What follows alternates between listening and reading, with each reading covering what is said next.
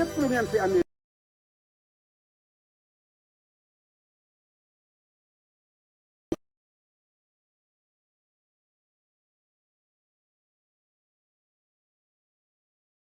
nekk seen doole fexe leen ba bu leen yab seen askan xam leen ne benn patron rek la ñu am mooy le peuple sénégalais. Walf TV, la voix des sans voix. fexe leen ba dëgg rek nekk seen doole fexe leen ba bu leen yab seen askan xam leen ne benn patron rek la ñu am mooy le peuple sénégalais. Walfadjri fexe leen ba dëgg rek nekk seen doole fexe leen ba bu leen yab seen askan xam leen ne benn patron rek la ñu am mooy le peuple sénégalais. Walf TV,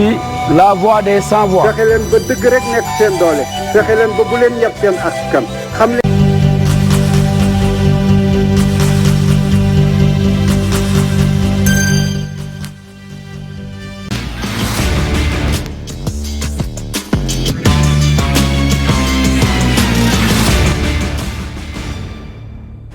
Aïcha Diakhaté ñu koy jaajëfal ci xibaar yi ci kàllaamay Kocc mbokk yi sa foleeru jamono Walfadjri bismillah ñu am mbégte feggowaat ak yéen ci seen magazine édition du soir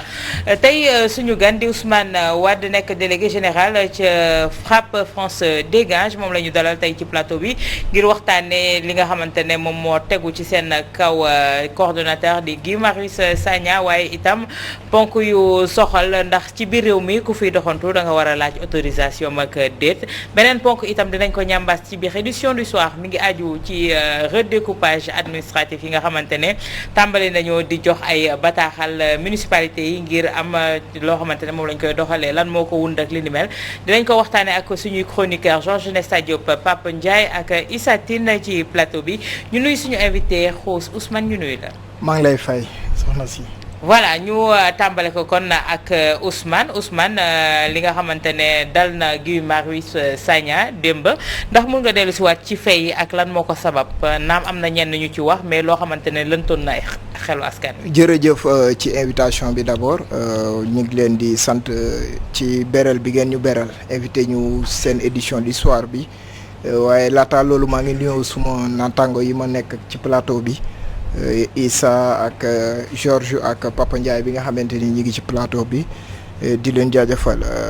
xëy na bu may wax ci li xewoon démb man mii ci laa bokkoon man démb bokk naa ci ñi nga xamante ni demoon nañ foofu mooy fi nga wax Nianing mu bokk ci commune bu Malicounda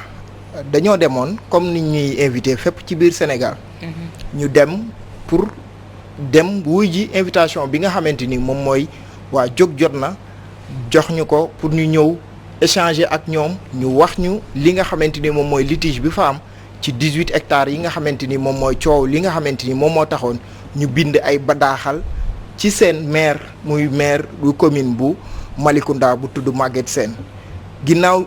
lu tolloog ñetti badaaxal yi nga ko bind amul benn boo xamante ni tontu na leen lu dul ay sofantal naan leen yéen reconnaître wuñ leen amul leen structure bu nga xamante ni kenn mën na kaa xam ba leen ni tontu ñu yàpp ne citoyen bu nekk bu bokk ci commune bu nekk am na sañ-sañ bu amee ay xibaar yi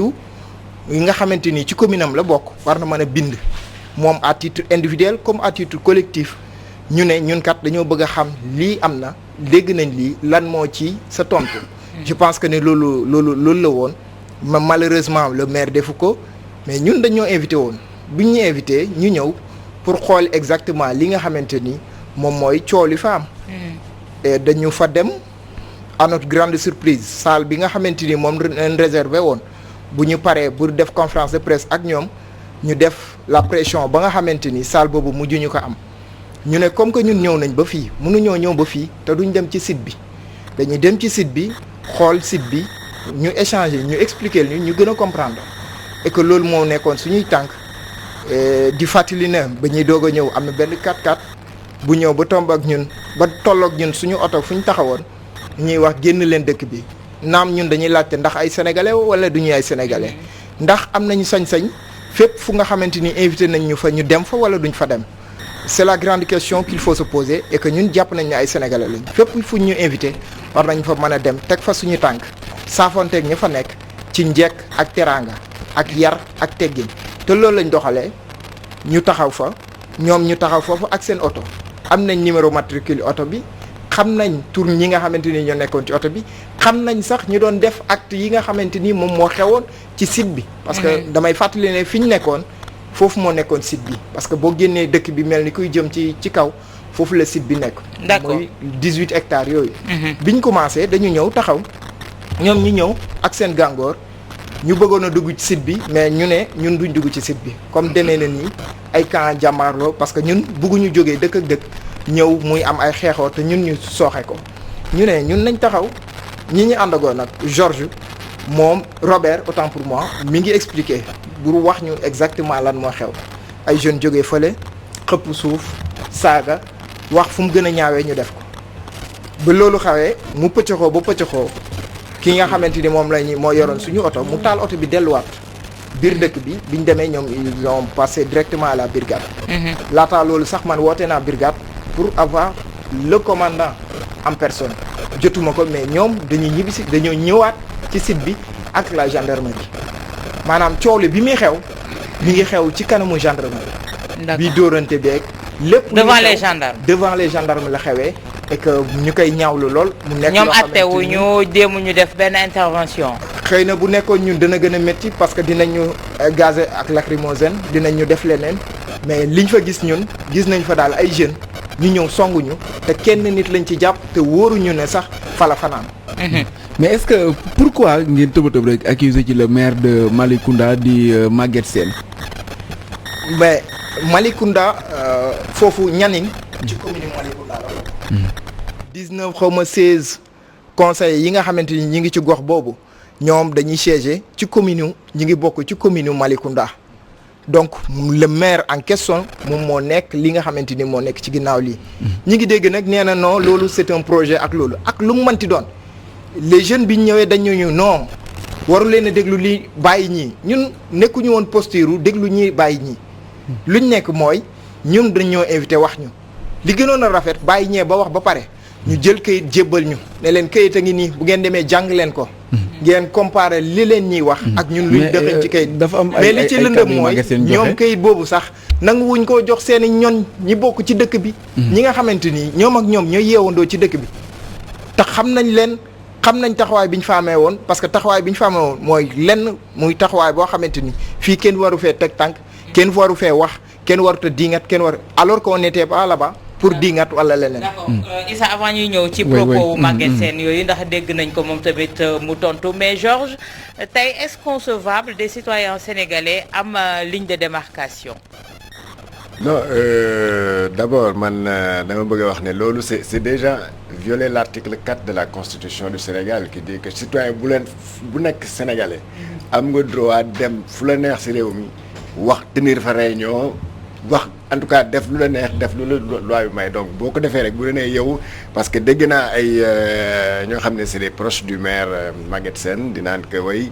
gii dafa ñëw di toppatoo loo xam ne yoonam nekku si dugg si dëkku jàmbur mais gii sénégalais la am na droit dem Fouta am na droit dem Ziguinchor nu mu amee droit noonu la amee droit dem Nianing dem Joal et cetera fépp foo xam ne citoyen sénégalais comme ni ñu koy waxee ñoom waa en tout cas ni ma déggee gii di waxee fépp fu mu déggee ne sénégalais am na fa problème am na fa droit dem problème boobu c'est vrai que c'est xam naa am naa si li ma si xam parce que c'est dans mon département de Mbour. gis nga commune Malicounda mooy commune bu gën a bizarre en tout cas découpage administratif Sénégal boo jógee Malicounda di nga yegg Mbour sotte Mbour te gis nga Mbour nu mu tey di nga dem traverser Mbour door jot Nianing donc Nianing se trouve après Mbour te on les rattaché dans la même commune alors loolu sax taxoon na ba waa Nianing ay daaw ñu ngi doon commencer di ñaxtu naan non là c'est une aberration que pour aller chercher un papier administratif da nga war a traverser le chef du département door dem à Malicounda pour am ko alors que ñoom ils cherchaient donc à être une commune à part entière avec un village qui s'appelle Pointe Sarène bu nekk juste à côté booy dem route Joal alors ñooñu sax bon pour des raisons politiques dañ ne non am na ñoo xam ne on les a soudoyés moom bu ñu naan moo tax ma ne su ma déggee ñu naan bon waaye c'est ñu leen dàqe c'est des gosses de Nianing moi je dis que ça pose problème parce que Nianing ak Mbour c'est 9 kilomètres donc Mbour ak kii ça fait plus de 5 kilomètres donc je vois mal des jeunes venir de là-bas pour kii donc c'est des nervis il faut le dire nervis mooy lan moo koy xam ne day agir au nom de quelqu'un pour en tout cas empêcher l'autre de donner son expression loolu mooy lu xew et là je crois que pour revenir à ce projet là dégg naa maire bi bon kii Issa ma ko doon dund léegi mais le projet date de 2016 plutôt c'était un projet de 2016 balaa muy wax loolu gars yi combat boobu yàgg na fa parce que les villageois jóg jot na boobu ils avaient même fait genre mémorandum pour expliquer fan la problème mu suuf si jógee à Nianing. Donc je crois que ce n'est pas seulement le problème maire bi le maire a toujours dit que domaine boobu c'était une forêt classée kenn du ko jaay ba jékki-jékki ne leen waaw dina ko jaay sax parce que dina am na benn belge du nom de Philippe boo xam ne moo commencé di naan il va faire un truc immobilier. jékki-jékki maire bi à l'absence de tout le monde ba village bi d'accord ànd ak moom ci projet boobu mais lu leen jaaxal mooy que dañoo jékki-jékki alors le maire nee leen non bàyyi leen rek man mënuguma wax ci kii suuf dara parce que c'est un domaine c'est une forêt classée jóge foofu forêt classée bu ne leen non agent eaux et forêt sax dañ ci am wàll te agent eaux et forêt yi mënuma jël seen wàll joxe ko tant que ñooñu joxeñ moo aval donc mais il se trouve que quelque temps après les villageois ont vu que 18 hectares del nañ ko jox ko un autre promoteur qui n'était pas le Philippe le belge là donc loolu mooy indi problème donc on va lui demander des explications il dit que non nekk mu woon sax Dakar nekk mu woon sax sa présence physique importe peu mais la présence physique importe peu tu peux être à Paris commanditer une agression à Joal ou à Nianing ça c'est vraiment wax bu daan s'arrête la quoi mais tey Pape li ci gën a graaw mooy dans un pays sans foi ni loi ndax tey su ne présence su gendarme yi ñu ngi fa woon bi altercation bi di am ñoom répliqué wuñu est-ce que tey jii nag jotul ñu amal ci taxaw seetlu bu fekkee ne kon li ciy des mooy askan wi fayul seen bopp. waaw li nga xamante ne xew na fële Malicounda moom wax dëgg yàlla ñëpp a ngi koy ñaaw loolu moom kenn mënu koo rafetlu quoi parce que ay wëyu laa ko mën a tuddee ay samba boy ñu jug di dal ci ay citoyens yoo xam ne defuñu leen dara citoyens yoo xam ne constitué wuñ une menace ñoo xam ne yoruñu gànnaay jëm seen kaw ñu ñëw di dal seen kaw di leen bundu xatal loolu moom wax dëgg yàlla kenn rafetlu ko. di rafetlu également taxawaay bi nga xam ne Guy Marius Sagna am na ko parce que bu riposté woon mbir mi mën naa ëppi loxo leneen mënoon na am mais au moins moom calmé wu na jéem a calmé ay gaayam ba mën a génn ci li nga xamante ne moom mooy situation bi donc vraiment réaction boobu noonu mu am dañ koy rafetlu di interpeller également takk der yi parce que lu tijji ci ab l'enquête xam nañu fi mu xewee woon xam nañu ñi nga xamante ne ñoom ñooy acteurs yi pour que ñu xam ñi jëfe loolu ñan lañ ak ñi joxe ndigal yi maanaam les commanditaires mbir moom la mën ta ñàkk ñu tijji ci ab l'enquête pour lu mel nii mën fee dégg parce que tamit Malicounda territoire la bu bokk ci biir territoire national donc amul lenn loo xamante ne tere na Guy Marius Sagna ak waa FRAPP ñu defoon dafa mais non préfet bi nee na suñuy ñëw visite ci dëkk yooyu dañu war a am autorisation non loolu moom xaw ma presque nit gi nit xam nga fii nous sommes dans une république lépp looy wax rek da nga koy teg ci loi ak règlement yi man tey jii nii bu ma bëggoon dem Ziguinchor wala Thiès wala fu mu mënti dem ci réew mi il faut que ma dem demander autorisation am na lan moo ma tere mu dugg fii lenn rek moo mën a tere citoyen mu dugg benn gox ci dëkk bi mu am décision de justice boo xam ni parce que am na ci mbir yoo xam ni yoon bu ko tere boo ko defee dañ lay tere nga circuler ci yenn mbir yi parfois sax ñu tere la nga circuler ci capital loolu mën na dugg mais bu loolu amul kañ lu ni mel bu doon da nga dugg ci domaine privé là mën nañ comprendre foo xam ne espace privé la bërëbu jàmbur la nit a ko moom foofu balaa nga fi dugg moom mënta ñàkk nga am ndigalu ki moom foofu noonu donc boo ko deful da ngay def violation de domicile mais dans le cadre public ñoom lañ doon demoon pour defi seen activité et même si bu fekkonte ni waa FRAPP dañu violer même bu doon dañoo dugg foo xam ne waruñu fa woon dugg c'est amuñu autorisation mais du nii lañ ko war a régler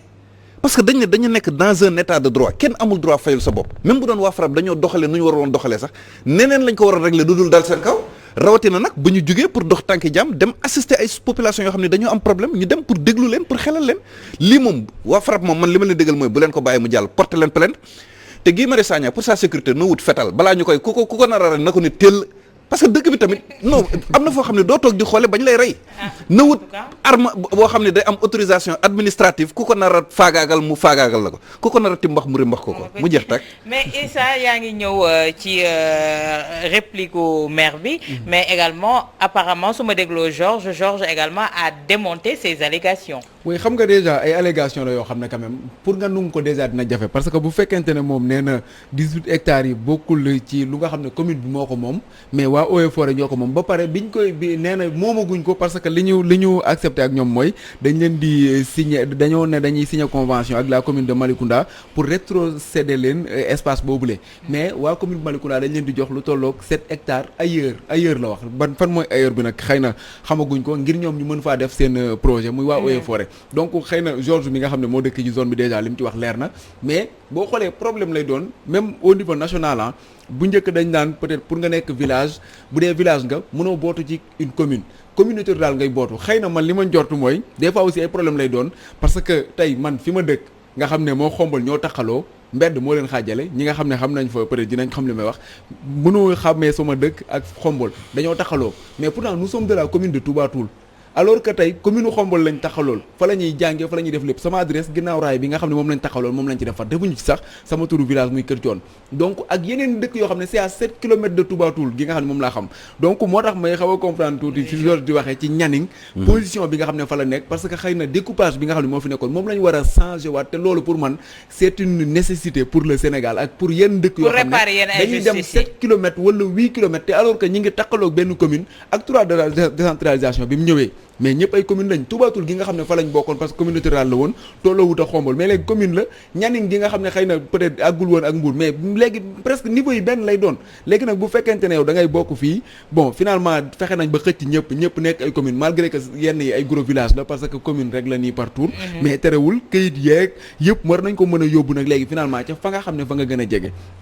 donc loolu mooy appréciation bi nga xam ne moom lañ ci def mais nag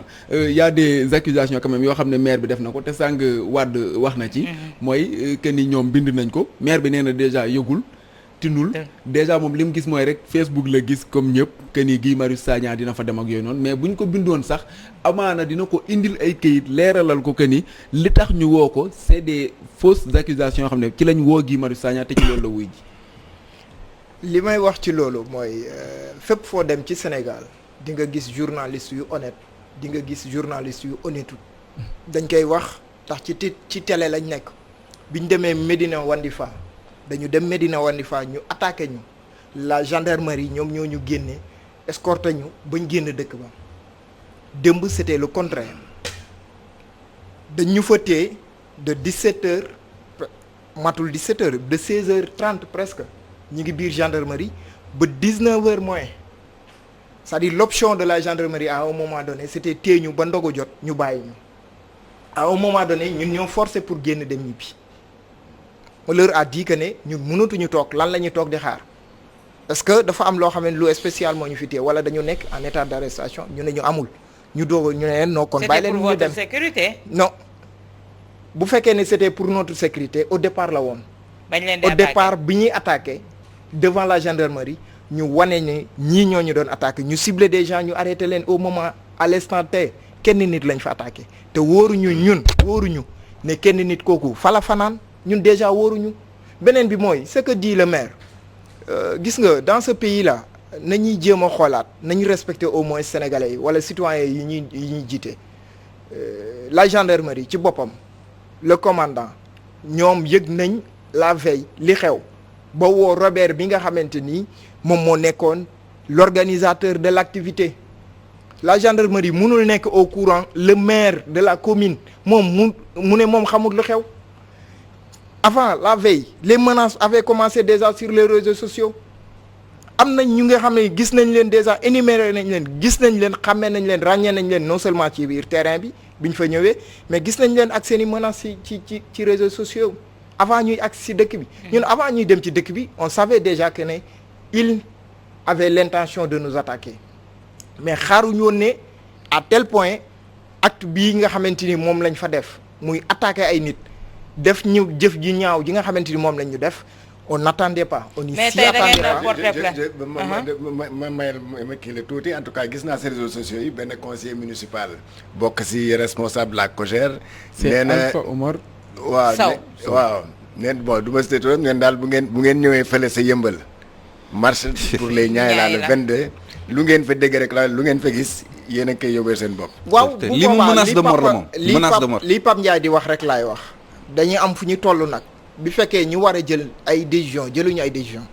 ñun duñu seetaan suñu bopp ñu ñuy faagaagal ah oui parce que ñun gëm nañ ne ay sénégalais lañ gëm nañ ne dañoo am yoon fii ci biir réew mi gëm nañ ne waruñoo dox te yor lañ set buñ ko yoree arme blanche la buñ ñu ci fekkee mën nañ ñu ci arrêté léegi nag ñun fépp fu ñuy demati dinañ wax lu leer li nga xamante ni mooy ñi nga xamante ni ñoom ñoo yor suñu sécurité zone bi ñu dugg dinañ leen wax ne bépp bu ñuy ñëw foofu seen protection lañ nekk et que duñu bàyyi suñu bopp bu fekkee ne dañuy attaquer à tel point bañ ñu gaañ nous allons attaquer mais nekkatul loo xamante ni dañuy dem ñu ñuy attaquer ñuy reculer mais dañuy dem ci liñ nar a jëm nii bu dakkul nit ñi dañuy attaquer et que bu boobaa fi mu nar a mujj du baax donc ñi war a jël ay dogal ñi nga xamante ni ñoom ñooy jiite réew mi nañ xool bu baax lii nga xamante ni moom mooy lii commencé di tàmbali parce que lii di raam ci ñag bi la jëm parce que ñi ngi fiy wax ay waasoog yooyu léegi ñi ngi ci ay kii war na fee ñëw ak war fi ñëw bu ñu ko seetaanee musiba lay mujjee te booy boo ñu mais Georges si li nga wax tey jii depuis un certain temps quand même ñi ngi nemmeeku ne ces menaces là même du côté du pouvoir du mujj fenn te du c'est pas la première fois ñuy dégg menace boo xamante ne c'est une menace ouverte boo xamante ne nit ñi gis nañ ko te le gars n'est pas encagoulé nëbbatuwul làqatuwul ci lenn. waaw mais parce que peut-être que ku ko def tamit mooy li mu wax léegi rek dafa am lu mu yaakaar booy proférer certainement naan diw bu ñëwee suma localité dina gis naa ko won de quel bois je me chauffe. da nga yaakaar ne peut-être tu as une protection ko boo xam ne loo def rek boo. dara du la si fekk mais là je crois que c'est extrêmement dangereux je crois que ñu jiite réew mi actuellement bon je vais parler de certains peut-être dañoo fàtte li président Macky Sall waxoon lors de la journée nationale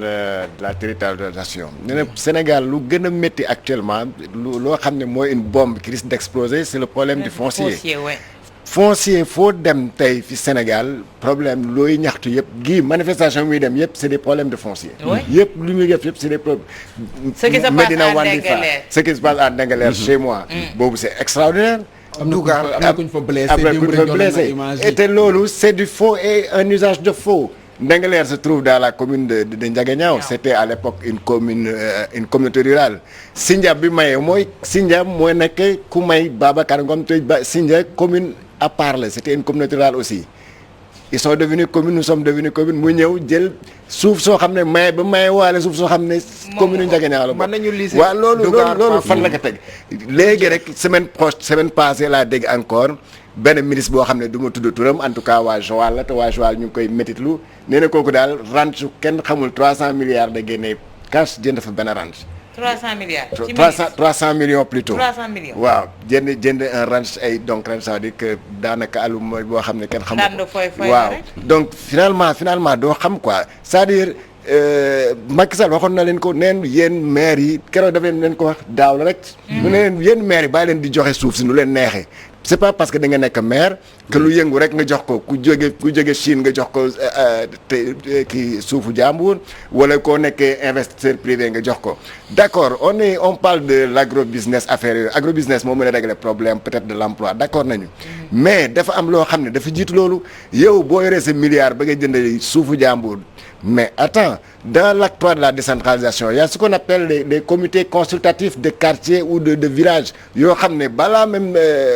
maire bi di ñëw balaa maire bi di am droit ne la maa la may terrain bi wala maa la ko jaay mais na laaj jeunes yooyu le conseil consultatif waa localité bi ñu nee na waa ñun bëgg nañ kii investir suñu dëkk mais bu population bi ne bëgguñu yow nga insister parce que da nga yore xaalis parce que tu peux acheter une certaine partie comme ça se passe actuellement à Djilakh entre Djilakh et Ndingler finalement tu vas opposer deux villages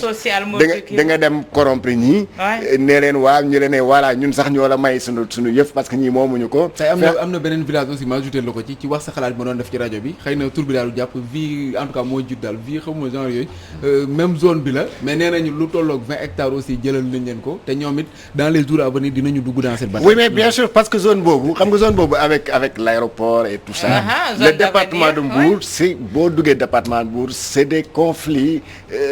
en tout cas liés à la terre mënoo compter ñaata la presque chaque village am na son propre conflit boo xam ne bi si président Macky Sall waxul il paraît que le préfet de Mbour joxe na ordre pour ñu suspendre les travaux parce que l'approche de l'hivernage béykat bu am benn lopin de terre dañ koy préparer pour mun si jiw donc mais xam nga ça c'est pas la décision du préfet c'est une décision provisoire parce que il faut une solution définitive l'ancien ministre de l'Intérieur defoon na ko daaw bi affaire yi tàngee mu dem sur le terrain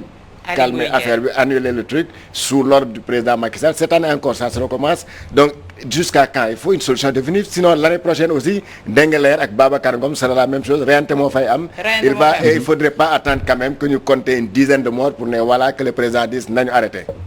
tey la loi du talion Pape Ndiaye ndax gis nañu ne ces menaces là également yi nga xamante ne et léegi nit ñi nëbatootuñu dañu am fit mu mel ni wàllu yoon wegatuñ leen wàllu takk der yi itam joxatuñ leen gëdd ga ñu yelloon ndax dañuy jàpp ne fi mu nekk nii fayal sa bopp moom mooy indi kaaraange. waaw man de li Issa Tine doon junj léegi rek man bi ma yemee ci publication bi man dama jommi dama ni man Sénégal ban réew la ñu nekk ak tamit bu fekkente ni kilifa yu toll nii ñoom ñooy def lii. parce que c'est un certain Alpha Omar Sow. moom nee na présenté wu na sax nee na moom conseil municipal la responsable jeunesse républicaine bu fële ci Yëmbal. Yëmbal Nord. vice-président conseil communal de la jeunesse de Yëmbal Nord moom mooy def ay menaces de mort contre Guy Marius Sagna mais lii pour moins que ça procureur de la République ordonné na ay arrestation fii Sénégal. yéen a ngi fàttaliku dans l'affaire du drame de Demba Diop ba mu amee. amoon na mooy le jeune là baara xaw ma nan. ba mu génn noonu doon ñaawlu affaire yooyu dañ ko jàpp. am na ci ay jeunes yoo xam ne dañ leen jàpp ci wàllum terrorisme pour lu mel nii c'est-à-dire que nit dee nga rafetlu loolu rek procureur arrêté na ci nit mais kii dafa ouvertement la def ay menaces de mort donc lii. waruñ koo seetaan lii dañ ci war a tirer toutes les conséquences xam nga man lii moo tax à chaque fois may dénoncer 2 poids 2 mesures ku bokk ci nguur gi bu defee lu yoon di tere ñu làq la maintenant bu dee ku beneen fànn gi la société civile wala opposition ñu daal di lay teg loxo donc lii kenn waru ko bàyyi mu jàll lii le procureur de la République doit sévir parce que pour moins que ça jàpp na ci ay nit tëj leen ci kaso bi convoqué wu leen police convoqué wu leen gendarmerie kii Alpha Omar Sow lu tudd conseil municipal la ci nguur gi la bokk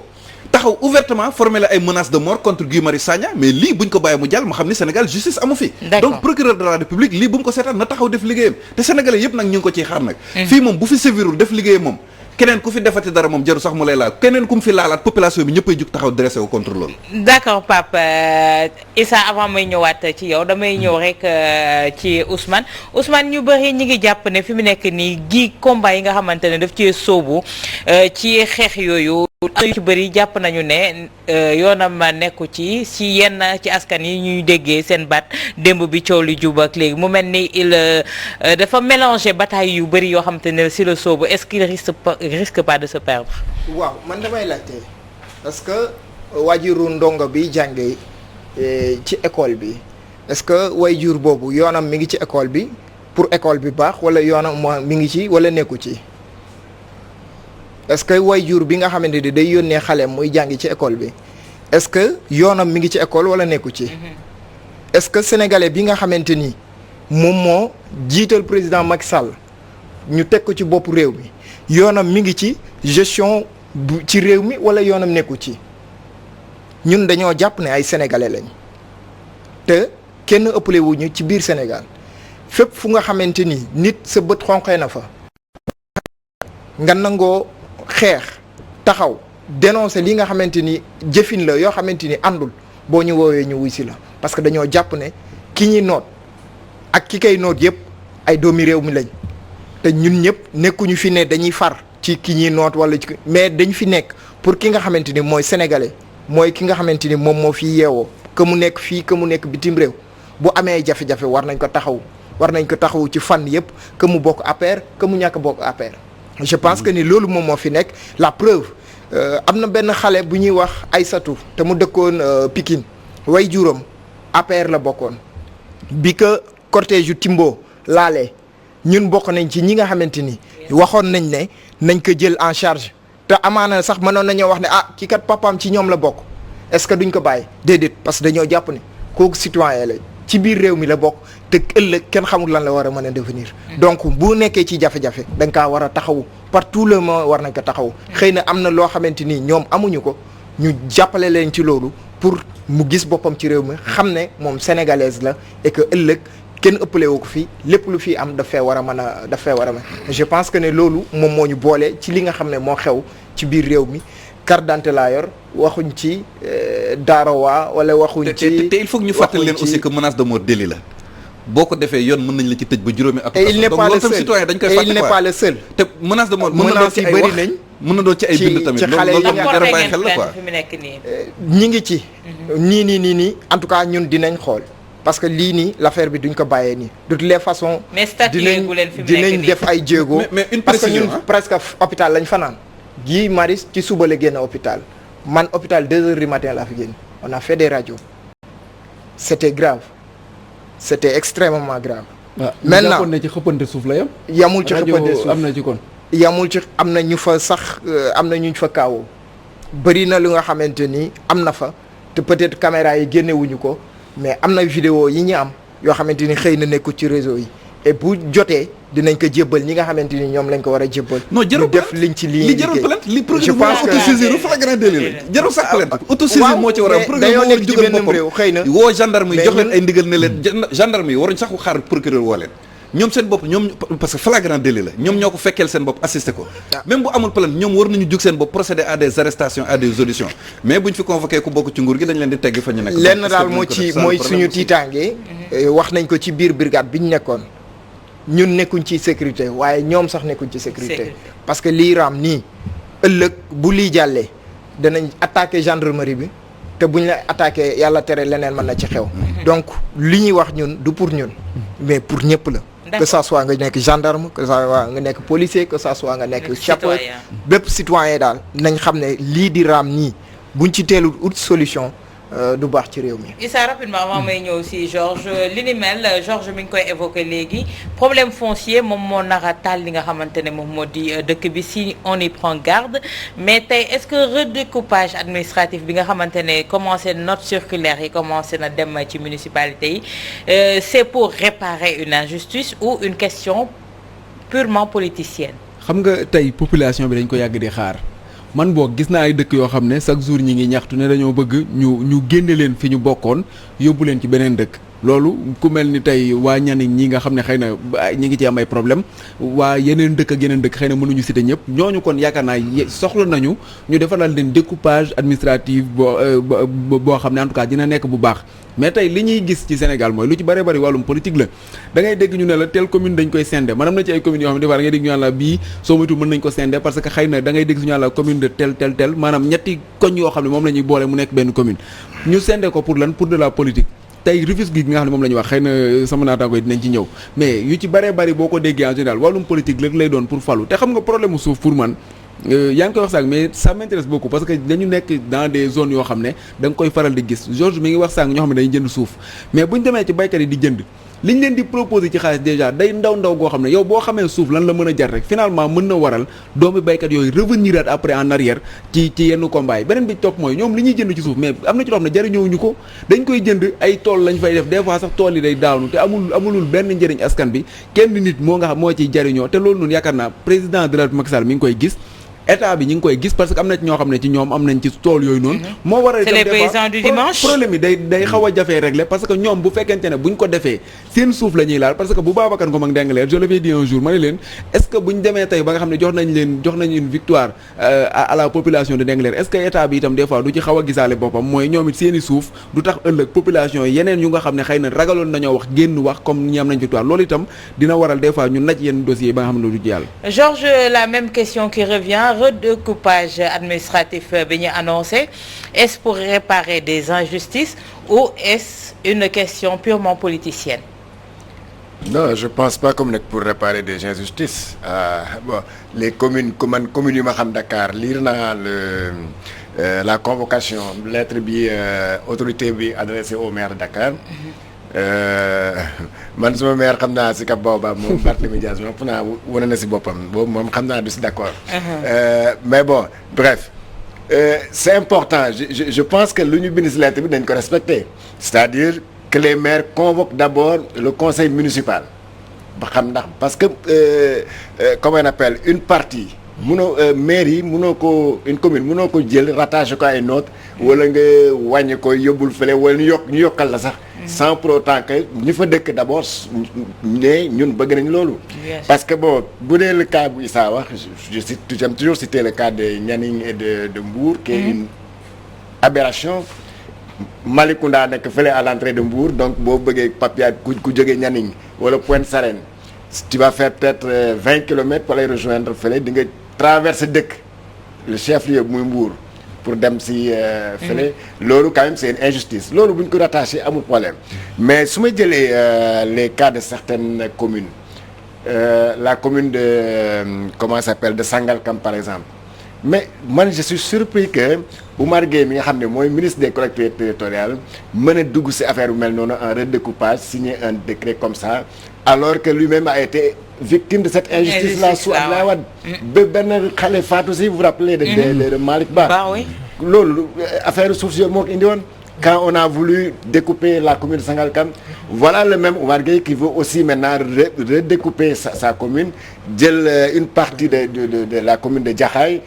teg ko boppam yokk ay militants parce que après tout c'est comme on va vers des élections locales ku nekk yaa ngi bëgg sa commune bi rëy am un bon électorat mais loolu rek la c'est pour encore calculer alors fan la ñu mën a gagner fii de bu ñu fa demee bu ñu ko découpé bu ñu bàyyi opposition bi mën nañu fa gagner nañu yokk suñu kii. En tout cas pour Mermoz Sacré-Cœur ñu ngi wax ay scission yoo xamante ne ça ne dit pas leur nom. Ce sera pour créer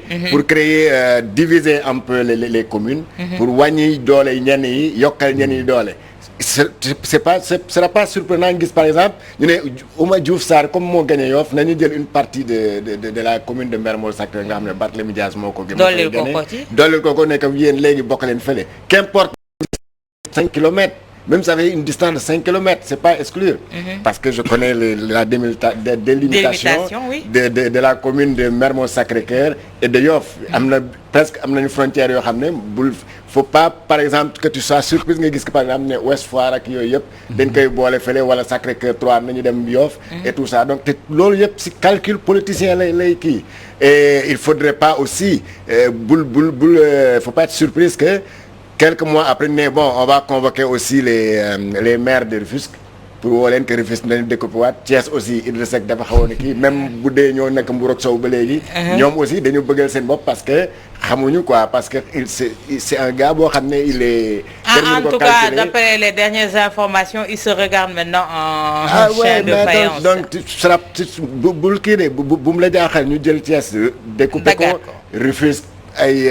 loolu yëpp ñu découpé waat ko nee nañ dañuy créer une nouvelle commune qui s'appellera la commune de Diamniadio c'est ça la nouvelle commune sera la Diamniadio léegi commune lay doon dañuy yéen dugal ko ci biir Diamniadio ak kii Sangalkam moom day non Sangalkam boppam lay jël Bambilor dañ koy wàññi aussi ak sphère ak la nga xam ne moom lañ fa jotee waaw léegi Diamniadio commune lay doon yéen foofu lay bokk ak un petit village là aussi ñoom yëpp la ñuy boole mu nekk la nouvelle commune de Diamniadio parce que ñoom dañu jàpp ne Bambilor ñoom nee nañu Bambilor moo ëpp si commune Dakar yi en termes de superficie donc dañ ko war a wàññi parce que mais boo gisee village les villes wala village wala quartier yoo xam ne dañ leen a jëlee par exemple Jaxaay commune Jaxaay ñakkoram nar leen a yóbbu si Omar Gueye mais commune yooyu presque ñu Kër Massar lañ moo leen gën a jege ils vont faire combien de kilomètres pour aller chercher des papiers administratifs donc ce n'est pas réparer une injustice c'est plutôt des calculs politiques et c'est tout chacun veut avoir une commune vraiment d'un électorat respectable et que voilà bu ñu gisee ne kii suñu adversaire la commune bi mu jiite am na doole nañ ko wàññi jox ko Issa boo xam ne commune am mooy fay gagné xam nañ ne luñ ko jox rek nekk antenne nekk mën a gagné c'est tout simplement des calculs politiques en direction des législatives yu ñëw des locales yu ñëw d'accord mu mel ni waxtu bi ñu cërale woon xoj nañu Pape ma jaajëfal la dafa am moo boo ciy sànni rek waaw xanaa di wax ni rek am na ci zone yoo xamante ni moom zone yu war a surveiller la comme Mermoz bi ñu wax nii waaye tam ak yeneen zone yu bëri yu nekk ci banlieue bi yoo xam ne ça risque de chauffer waaw ça risque de chauffer Issa waaw loolu la ñuy kii parce que xëy na bu ñu ko waxee aussi c'était benn doléance boo xam ne nit ñi yenn dëkk yi ñu ngi ko doon wax comme li Georges wax nii mais nag faaw ñu bàyyi xel aussi ci côté politique bi parce que lu ci bari des fois pour tailler sur mesure lay doon seen benn électorat boo xam ne lañ soxla Ousmane waaw li ma ci bëgg a yokk mooy le président Macky Sall na bàyyi xel les populations mooy na jox xale yi xëy na def li nga xamante ni moom mooy santé mu yomb ci ñi mu accessible surtout ci kaw la ndox mi naka lijjanti c'est-à-dire ñett yi mooy li nga xamante ni mooy li gën a soxal askan bi fi ñu toll nii na ci dimbale askan bi te wax ak politiciens yi nga xamante ni nekkee wuñ fi lu may seen i ay intérêt bopp